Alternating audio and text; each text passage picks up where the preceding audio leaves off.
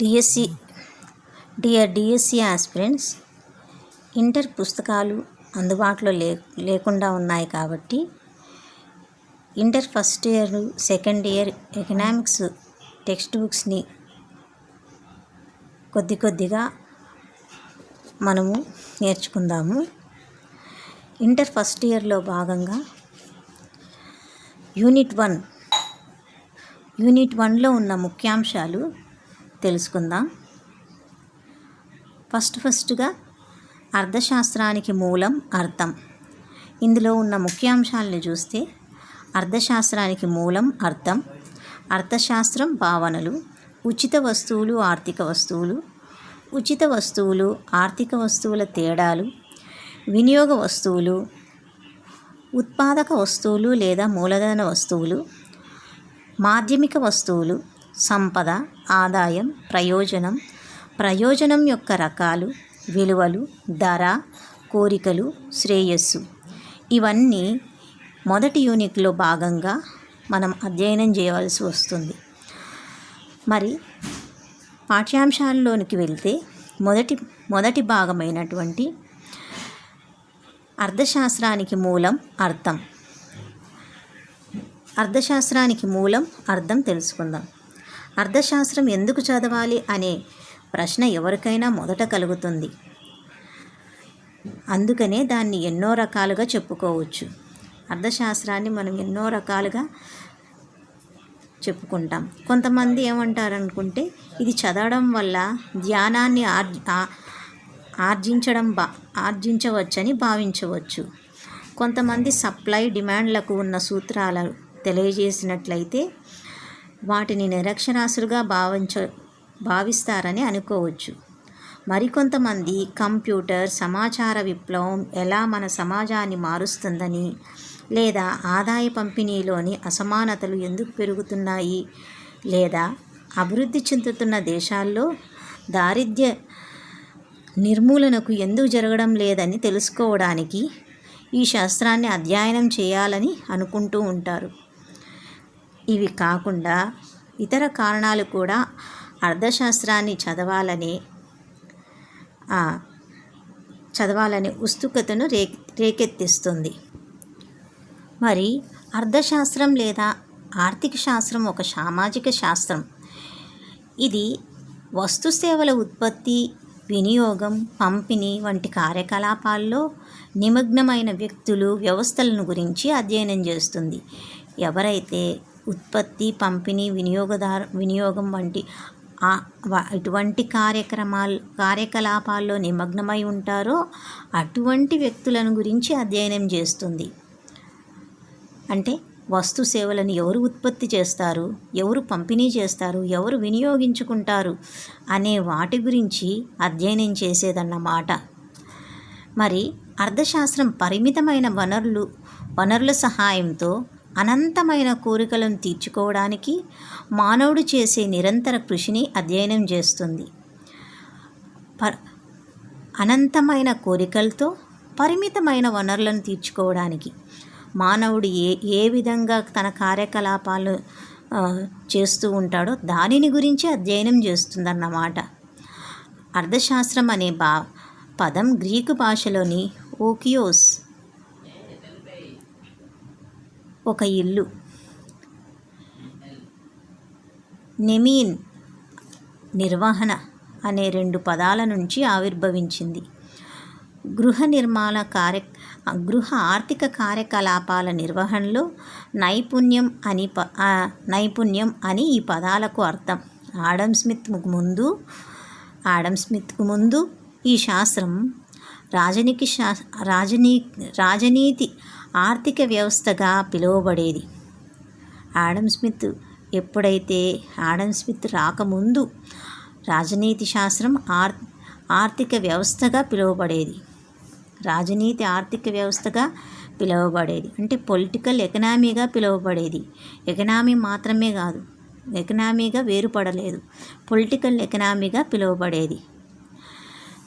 ఆ తర్వాతి కాలంలో ఆడమ్ స్మిత్ ప్రఖ్యాత పుస్తకమైన దేశాల సంపద, స్వభావం, కారణాల పరిశోధన ఆడమ్ స్మిత్ గ్రంథం దేశాల సంపద స్వభావం ఆర్థిక కారణాల పరిశోధన అనే గ్రంథం 1976వ సంవత్సరంలో ప్రచురితమైంది. ఈ గ్రంథం ఎప్పుడైతే ఈ గ్రంథం ప్రచురితమైందో దానిలో అర్థశాస్త్రం ఒక ప్రత్యేక శాస్త్రంగా రూపొందించిందంట. మరి పరిమితమైన వనరుల సహాయంతో తనకున్న కోరికలను తీర్చుకోవడంలో మానవుడి ప్రవర్తనను అధ్యయనం చేసే శాస్త్రంగా అర్థశాస్త్రాన్ని వివరించడం జరిగింది.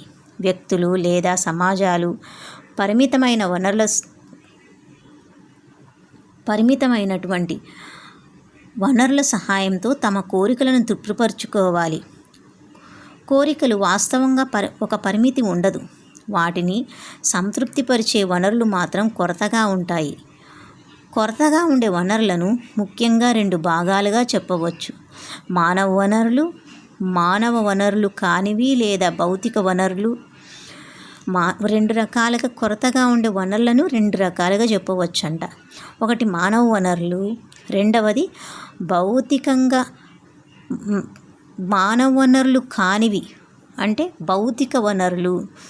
మానవ వనరులు కానివి భౌతిక వనరులు, ఇంకొకటి మానవ వనరులు. శ్రామికులు, వ్యవస్థాపన, నిర్వహణ మొదలైన వాటిని మానవ వనరులుగా చెప్పవచ్చు. ఇతర వనరులు అంటే భూమి, సహజ వనరులు, సాంకేతిక పరిజ్ఞానం, సమాచారం, మూలధనం ఇవన్నీ మానవ వనరులు కావు, ఇతర వనరులు అన్నమాట. ఏ వ్యవస్థలోనైనా ప్రధానమైన కోరికలు అంటే ఏ కోరికలు ఉంటాయి? తిండి, బట్ట, ఉండటానికి ఇల్లు. ఇవే కదా మానవునికి ఆర్థిక వ్యవస్థలో ప్రధానమైన కోరికలు. ఈ కనీస అవసరాలకు లభ్యమయ్యే వనరులతో ముందుగా సంతృప్తిపరచవలసి ఉంటుంది. ఏ మానవుడైనా మొదటిగా ఈ ప్రధానమైనటువంటి కోరికలను సంతృప్తిపరచవలసి ఉంటుంది. ఆర్థిక వ్యవస్థ అభివృద్ధి చెందే కొద్దీ సాంకేతిక విజ్ఞానంలోని ప్రగతి, రవాణా, కమ్యూనికేషన్ రంగాల్లో వచ్చే మార్పులు కొత్త కోరికలను ప్రేరేపించకుండా ఉన్న కోరికలను తీర్చుకోవడానికి కొత్త మార్గాల అన్వేషణ కూడా జరుగుతుంది. ఈ కోరికలను సంతృప్తిపరచడానికి ఉన్న వనరులతోనే తన కోరికలు తీర్చుకోవడానికి మానవుడు చేసే అన్వేషణ అన్నమాట. విజ్ఞాన శాస్త్రం సాంకేతిక పరిజ్ఞానంలోని ప్రగతి ప్రజల జీవన విధానంలో మార్పులు తీసుకువస్తాయి. ప్రజల కోరికలు పెరుగుతున్న కొద్దీ కార్లు లేదా ఇతర ఎలక్ట్రానిక్ వస్తువులు ఉపయోగించడం అనివార్యమైంది. అదేవిధంగా అనేక రకాలైన రవాణా సాధనాలు అందుబాటులోకి రావడం వల్ల ఇంతకుముందు కష్టసాధ్యమైన కోరికలను కూడా ఇప్పుడు తేలిగ్గా తృప్తిపరచుకోవచ్చు. ఈ విధంగా సమాజం అభివృద్ధి చెందుతున్న కొద్దీ మానవుని కోరికలు ద్విగుణీకృతమవుతున్నాయి. వ్యక్తులు కానీ ఆర్థిక వ్యవస్థ కానీ అందుబాటులో ఉన్న వనరులు అవసరాలకు సరిపోవు. అందువల్ల పరిమితమైన వనరుల సహాయంతో అపరిమితమైన కోరికలను ఎలా సంతృప్తిపరచుకోవాలి అనే ఆర్థిక సమస్య ఉత్పన్నమవుతుంది. ఇక్కడ మనం గమనించుకోవలసిన ఒక ముఖ్య విషయం ఏమిటంటే వనరులు కొరతగా ఉండటమే కాకుండా వాటికి అనేక ఉపయోగాలు ఉంటాయి. కొన్ని కోరికలను మనం సంతృప్తిపరచుకోవాలంటే మరికొన్నింటిని త్యాగం చేయాలి. వ్యక్తులు కొరతగా ఉన్న వస్తువులను కొన్ని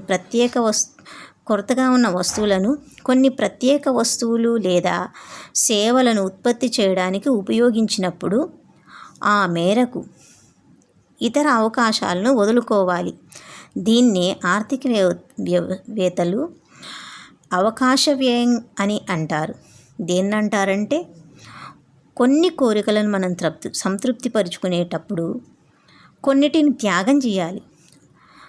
వ్యక్తులు కొరతగా ఉన్న వస్తువులను ఏవైతే కొరతగా ఉంటాయో ఆ వస్తువులను కొన్ని ప్రత్యేకమైన వస్తువులు లేదా సేవలను ఉత్పత్తి చేయడానికి ఉపయోగించినప్పుడు ఆ మేర ఇతర అవకాశాలను వదులుకోవాలి. అంటే ఏవి ఎక్కువగా ఉన్నాయో వాటిని వదులుకోవాలి. దీన్ని ఆర్థికవేత్తలు అవకాశ వ్యయం అని అంటారు. ప్రతి వ్యయం వనరుల కొరత అనే సమస్యను ఎదుర్కోవాల్సి ఉంటుంది. ప్రతి సమాజం వనరుల కొరత అనే సమస్యను ఎదుర్కోవాల్సి ఉంటుంది. దీనివల్లనే ఎంపిక అనేది సమస్యగా ఏర్పడుతుంది. వస్తువులు కొరతగా ఉంటాయి కాబట్టి సమాజం అందులో ఉన్న వనరులతో ఏ వస్తువులను ఉత్పత్తి చేయాలనేది నిర్ణయించుకోవాలి. అందువల్ల సమాజం కొరతగా ఉన్న వస్తువులను అభిలషణీయమైన పద్ధతిలో వివిధ వర్గాల ప్రజల మధ్య ఏ విధంగా పంపిణీ చేసినట్లయితే వారి ప్రాధాన్యతకు అనుగుణంగా అవసరాలను తీర్చగలుగుతారనే విషయాన్ని ముందుగా నిర్ణయించుకోవాలి. దీనిని ఎంపిక సమస్య అంటారు. ఎంపిక సమస్య ఏమిటంటే కొరతగా ఉన్న వనరులను అభిలషణీయమైన పద్ధతిలో వివిధ వర్గాల ప్రజల మధ్య మనం ఏ రేటు కావాలని అనుకుంటామో ఆ రేటుకి అన్ని రకాల ప్రజల మధ్య, వివిధ వర్గాలంటే అన్ని రకాల ప్రజల మధ్య పంపిణీ చేసినట్లయితే అందరూ కొనగలిగే స్థాయిలో ఆ వనరు ఉంటే వాటి ప్రాధాన్యతకు అనుగుణంగా అవసరాలను తీర్చుకోగలుగుతారనే విషయాన్ని ముందుగా నిర్ణయించుకోవాలి. అంటే ఇవి తీసుకుంటే అవి మనకందరికీ ఉపయోగపడతాయని ఎంపిక చేసుకోవాల్సి వస్తుందన్నమాట. దీనిని ఎంపిక సమస్య అంటారు. ఓకే ఫ్రెండ్స్, ఈరోజు ఈ చిన్న వీడియో తీస్తున్నాను. నచ్చితే లైక్ చేయండి, సబ్స్క్రైబ్ చేయండి, మీ ఫ్రెండ్స్కి షేర్ చేయండి. రేపు ఇంకోసారి నెక్స్ట్ కంటిన్యూ చేసి ఈ లెసన్ని కంప్లీట్ చేద్దాం. Thank you all. Dear friends, ముందు వీడియోలో మనము అర్థశాస్త్రం అనగానేమి అనే విషయం నేర్చుకున్నాం కదా. ఇప్పుడు దానిలో కొద్దిగా భాగము తర్వాత అర్థశాస్త్ర భావనల గురించి, ఉచిత వస్తువులు, ఆర్థిక వస్తువులను గురించి నేర్చుకుందాం. ప్రజలు తమ లాభాలు లేదా ఆదాయాలను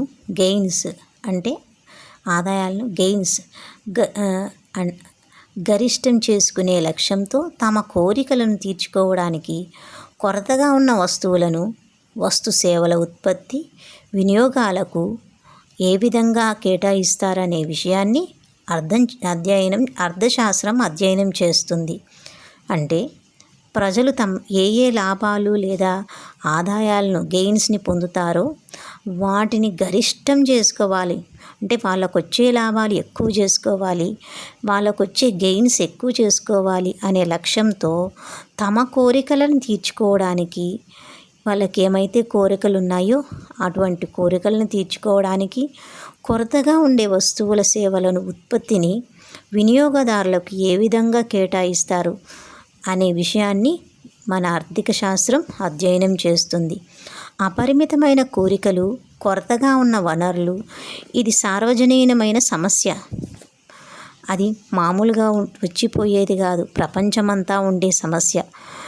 కొరత సమస్యను పరిష్కరించడానికి చేసే కృషి వేరువేరు సమాజాలలో వివిధ రకాలుగా ఉన్నప్పటికీ ఈ ప్రాథమిక సమస్య మాత్రం అన్ని చోట్ల, అన్ని సమయాల్లోనూ ఒకే విధంగా ఉంటుంది. అందువల్ల అపరిమితమైన కోరికలు, కొరతగా ఉన్న వనరులు, ఎంపిక, వీటిని అర్థశాస్త్రాన్ని అవగాహన చేసుకోవడంలో ముఖ్యమైన అంశాలుగా భావించవచ్చు. ప్రపంచీకరణ నేపథ్యంలో ప్రతి వ్యక్తి సుఖమయమైన జీవనాన్ని గడపాలన్నా, తమ జీవన ప్రమాణాన్ని వృద్ధి చేసుకోవాలన్నా ఆర్థికపరమైన విషయాలను, సూత్రాలను అవగాహన చేసుకోవడం తప్పనిసరి. అన్ని దేశాలు ప్రధాన సమస్యలను గుర్తించి నిర్ణయాలను తీసుకోవాల్సి ఉంటుంది. ఏ వస్తు సేవలను ఉత్పత్తి చేయాలి, ఏ విధంగా వస్తు సేవలను ఉత్పత్తి చేయాలి, ఎవరి కోసం ఈ వస్తువులను ఉత్పత్తి చేయాలి అనేవి ఈ ఆర్థిక శాస్త్రంలో అధ్యయనం చేయవలసిన అంశాలన్నమాట. అర్థశాస్త్రం ఒక శాస్త్రంగా సమాజంలోని వ్యక్తులు, సంస్థలు, వస్తువుల ఉత్పత్తి, పంపిణీ, వినియోగం వంటి కార్యకలాపాల్లో ఏ విధంగా నిమగ్నమయ్యారనే విషయాన్ని కూడా అధ్యయనం చేస్తుంది. ఇప్పుడు అర్థశాస్త్రానికి సంబంధించిన ముఖ్యమైన భావనల గురించి మనం తెలుసుకుందాం. అర్థశాస్త్ర భావనలు. మొదటిగా వస్తువులు. ప్రజలు కోరికలను సంతృప్తిపరచగలిగే అదృశ్యమైన పదార్థాలన్నిటినీ వస్తువులుగా పరిగణించవచ్చు. ఉదాహరణకు పెన్ను, పుస్తకం, గడియారం మొదలైనవన్నీ వస్తువులే కదా. మరి ఈ వస్తువులను అనేక రకాలుగా వర్గీకరించడం జరిగింది. ముందుగా వీటిని ఉచిత వస్తువులు, ఆర్థిక వస్తువులు అనే 2 రకాలుగా విభజించారు. వాటి గురించి తెలుసుకుందాం. ఉచిత వస్తువులు, ఆర్థిక వస్తువులు. ఉచిత వస్తువులు అంటే ప్రకృతి పరంగా ఉచితంగా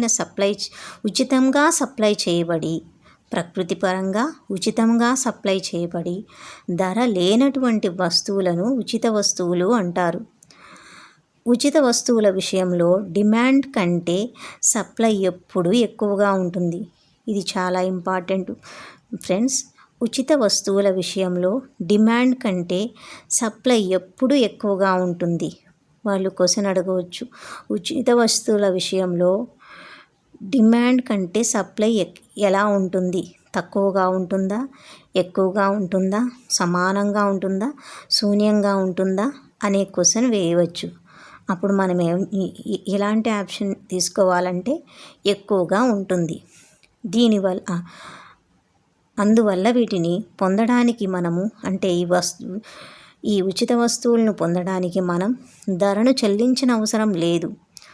ఈ ఉచిత వస్తువులు ఉపయోగితా విలువ ఉంటుంది. ఉచిత వస్తువులకు ఏ విలువ ఉంటుంది అని అడగవచ్చు.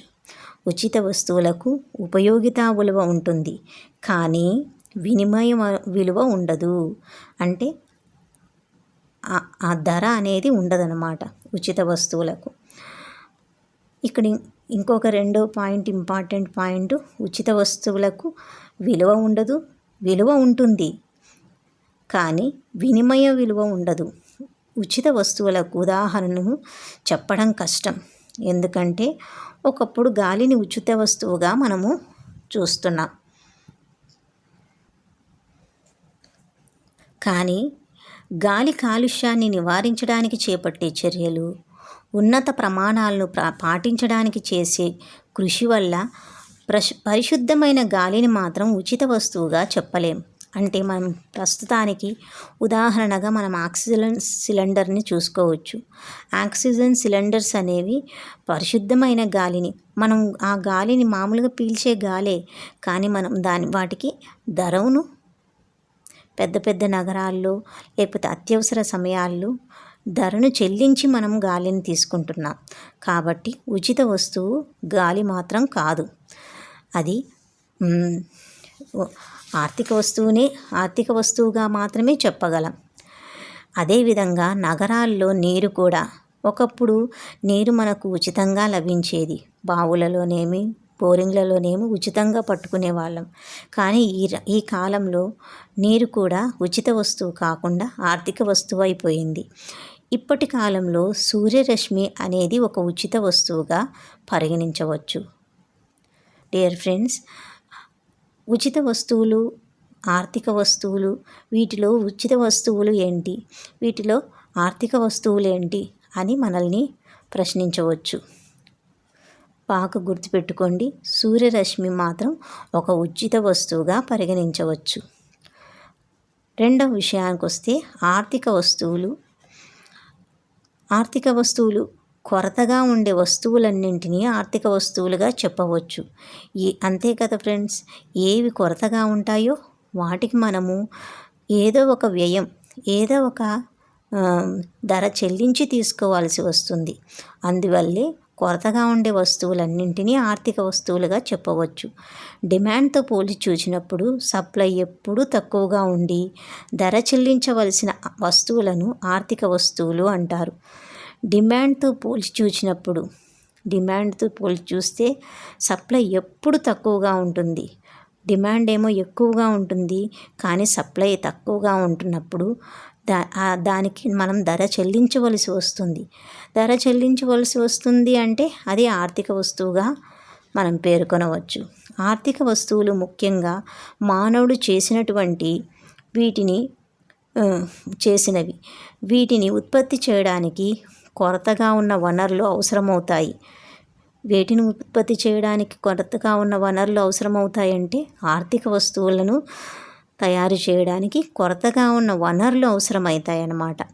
అందువల్లనే వీటిని పొందడానికి మనం ధరను చెల్లించవలసి ఉంటుంది. ఉదాహరణకు పుస్తకాలు, కార్లు, గడియారాలు మొదలైనవన్నీ ఆర్థిక వస్తువులుగా చెప్పవచ్చు.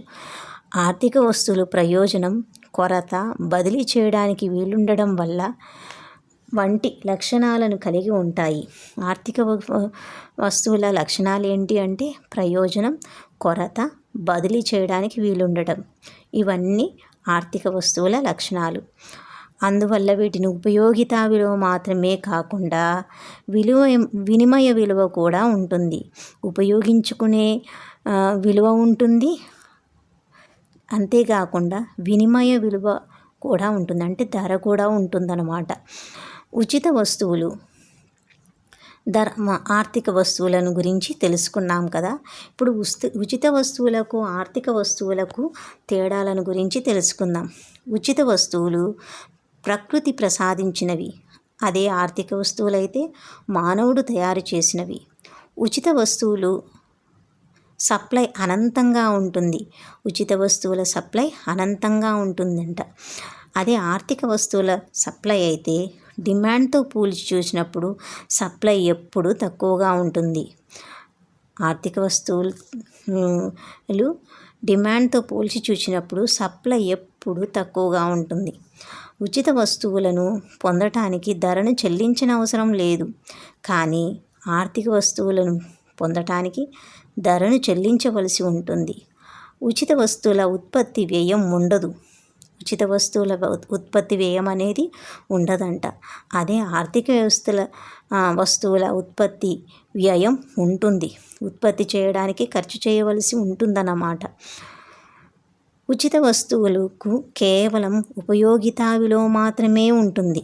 ఆర్థిక వస్తువులకు ఉపయోగితా విలువతో పాటు వినిమయ విలువ కూడా ఉంటుంది. ఉచిత వస్తువులు జాతీయ ఆదాయ గణనలో ఈ వస్తువులను లెక్కలోనికి తీసుకోరు.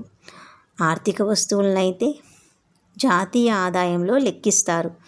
ఇది ఫ్రెండ్స్ ఉచిత వస్తువులు ఆర్థిక వస్తువులకు తేడాలు. మరి ఆర్థిక వస్తువులను 3 రకాలుగా విభజించారంట.